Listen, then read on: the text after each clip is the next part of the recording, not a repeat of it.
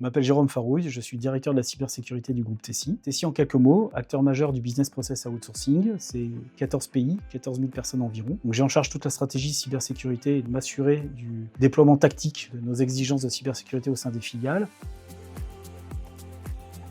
L'intérêt tout de suite qu'on a pu observer avec les différentes parties prenantes cybersécurité au sein du groupe, c'était le gain de temps et l'automatisation. Là où aujourd'hui, même à l'époque d'ailleurs, c'était une organisation qui était assez éclatée, donc avec énormément de difficultés à remonter les informations auprès des différentes filiales, on pouvait centraliser, corréler les informations et pouvoir s'évaluer sur nos différentes lignes de conformité. On a appliqué nos propres règles de sécurité que nous avons construites au sein du produit et ensuite nous avons déployé une organisation d'audit et par-dessus ça, en fait, on va gérer aussi toute une série d'indicateurs qu'on demande à rentrer qui nous permet de voir la performance sécurité de chacune des filiales.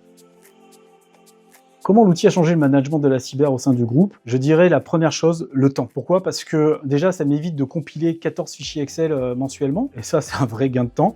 Et ça permet aussi aux différents utilisateurs de la plateforme de se faciliter aussi la remise d'indicateurs, puisqu'en fait, c'est très automatisé. Je vais dire une autre chose aussi extrêmement importante, c'est la capacité de l'outil à s'auto-évaluer sur d'autres référentiel de sécurité. Là où avant on avait un référentiel qui arrivait et qui nous demandait de faire un vrai gap analysis, aujourd'hui j'applique le calque sur ma situation actuelle et automatiquement l'outil va me dire tu es à 70, 80, 90% de conformité et je vais pouvoir générer un plan d'action, un plan de rémédiation sur cette conformité-là.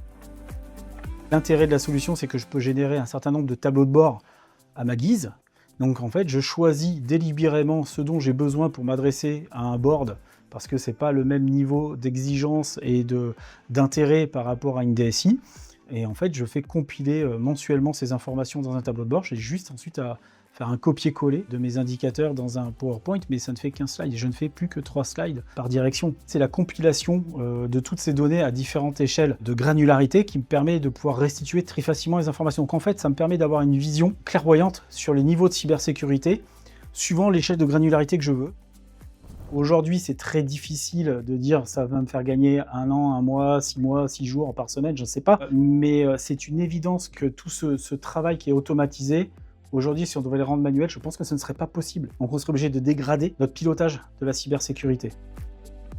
On est certifié 27001 et c'est aussi parce que nous avons industrialisé toute la cybersécurité et cette gouvernance au travers de l'outil. Lorsque nous sommes audités, on est en capacité de répondre immédiatement lorsqu'on montre comment est-ce que nous fonctionnons en interne. On a un vrai gage de confiance. Donc on n'a pas besoin d'être une entreprise de 15 000 personnes pour utiliser le produit.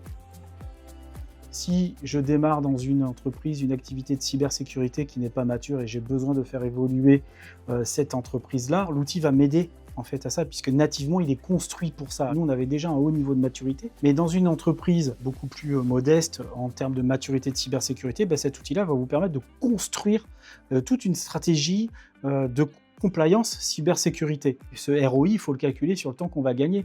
Et qui plus est dans une structure où il n'y a pas beaucoup de maturité. Donc en fait, ça s'adresse à tout le monde.